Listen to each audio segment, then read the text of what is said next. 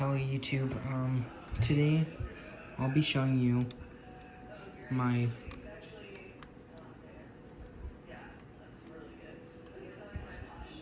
Lego Empire,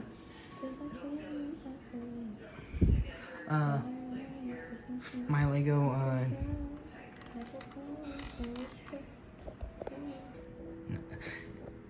just anything.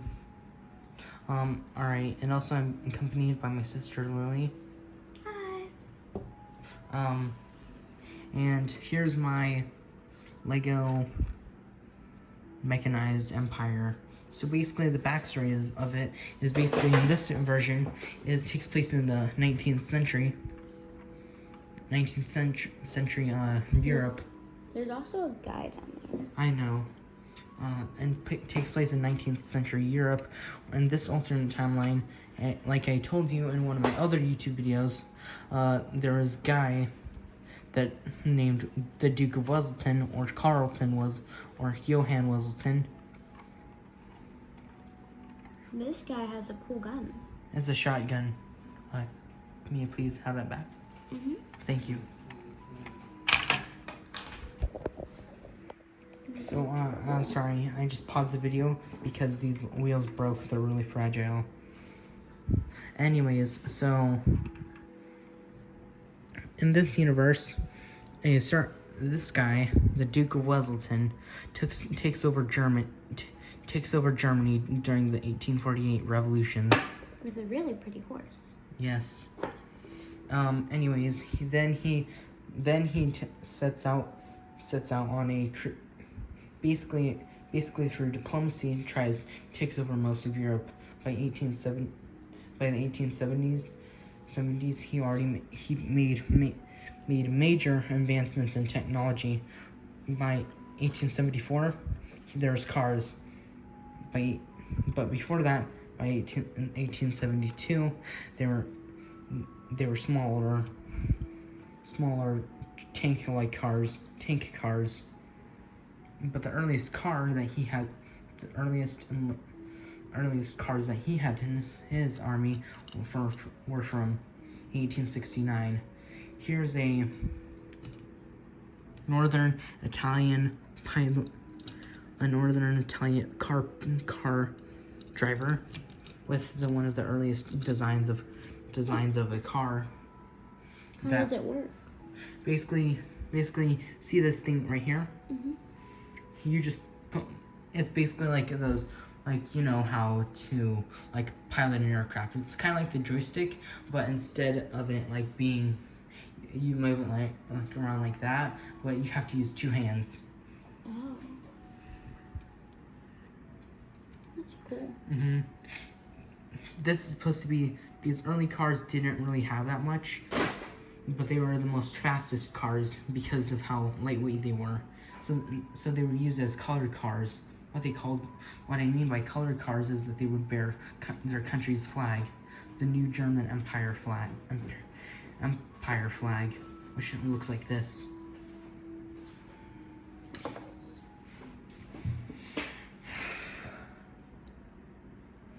Anyways, and he using clever diplomacy, and he used clever diplomacy by 1880.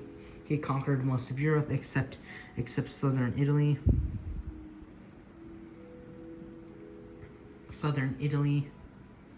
Spain, Portugal, Britain, and Denmark, Norway, Finland, and Sweden, and Russia is the only countries he didn't conquer. Oh. So I'll give you a tour of whatchamacallit, my new German Empire army, Imperial Army. And so first, here's the actual Germans.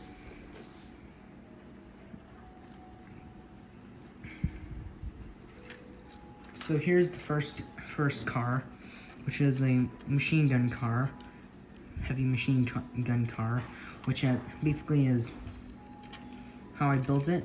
Is if you go to Walmart.com, there's these catapult thingies that come with the come with a American Revolutionary War Lego set that I bought.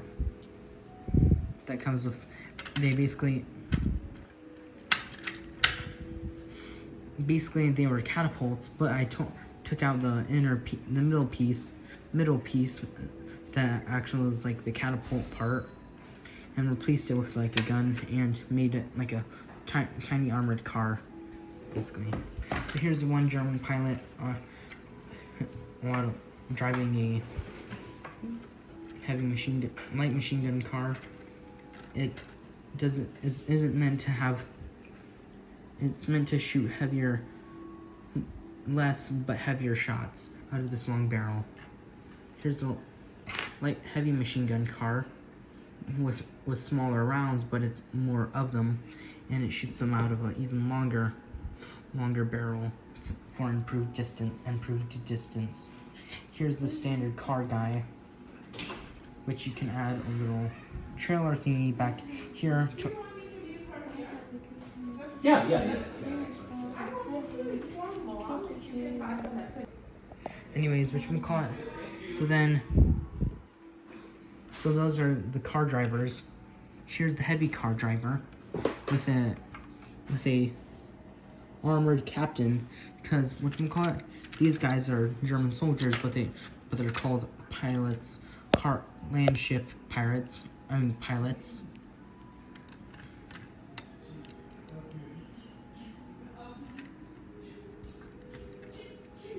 Ignore that, that's just my dad. Anyways. And here's the German captain. Driver captain. He's right there. On the other side of the car, flip side, you can see he has a revolver, a red thingy, a red shoulder pad thingy, shoulder cape thingy, and a backpack, and a better looking hat. And up on the top of the tank that he's supposed to be leading, this tank is supposed to be like a heavy caliber tank. Not exactly a tank, but it's more like a armored car, like truly armored car. Of two slow firing like punt gun. They're basically the size of punt guns, and they shoot 2 rounds per minute, basically one for every 30 seconds. Or they can fire in unison, but it just takes a long time to reload. I didn't add a driving mechanic because I couldn't really fit it in there. But anyways.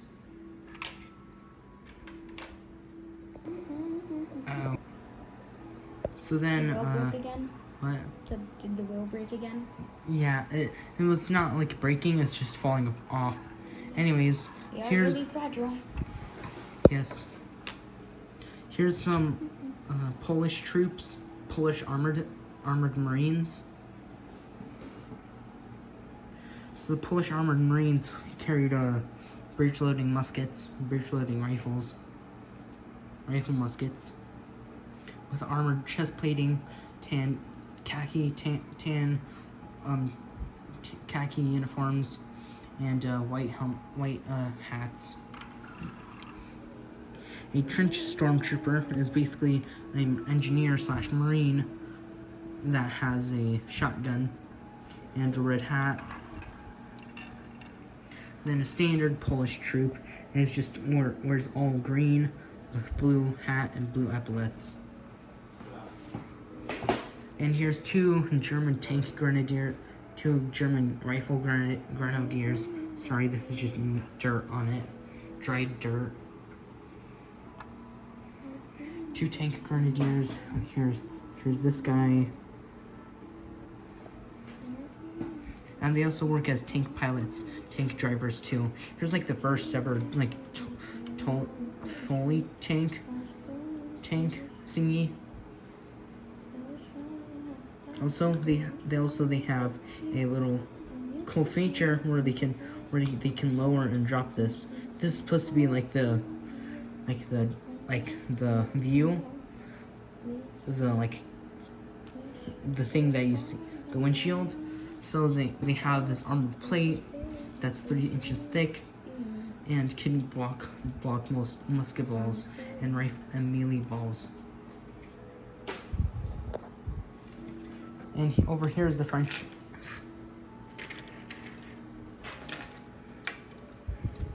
soldiers. Because remember, in this universe, the Duke of Wellington conquered basically all of Europe, including France, Germany, Austria, Vienna, all that good stuff.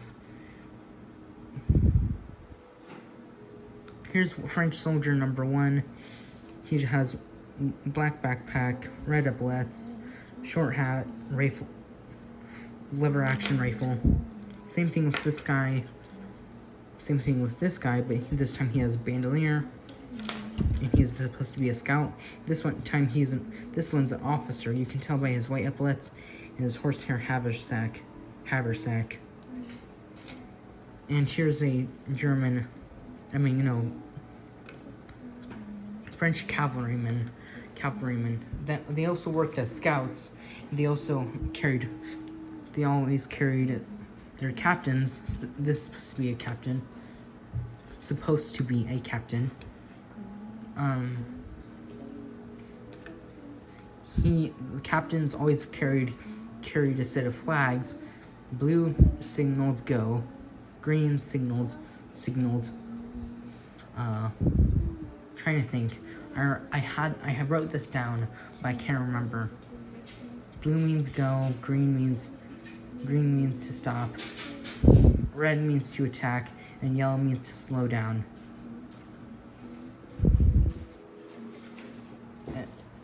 But by the turn of when it turned 1900, when the Duke of Wellington died, there was a large rebellion against him and his giant empire, his giant German empire.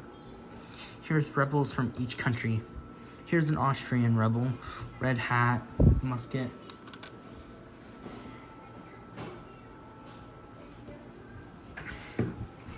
Here's a... What happens if we go into another war? What? What happens if we go into another war? Wait, who do you mean by we? Well, like, the state. You mean the whole country? Yeah, like because... the state.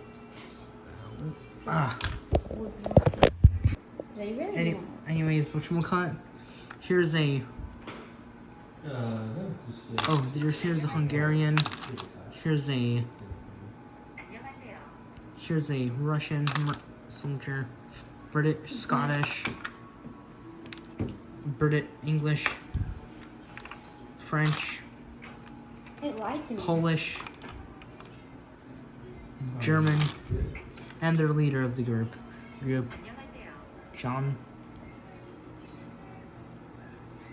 Carl Yusuf. Carl Yusuf was the leader of the 1903 rebellion. The 1900 to 1903 rebellion. Was it just you or your other couple? So but the rebellion started in 1899 or 1898 because that's when they started protesting. It wasn't until 1900 is when the full war was going on. Anyways, that's my video of my fan fiction universe. Hope you like it. See you later.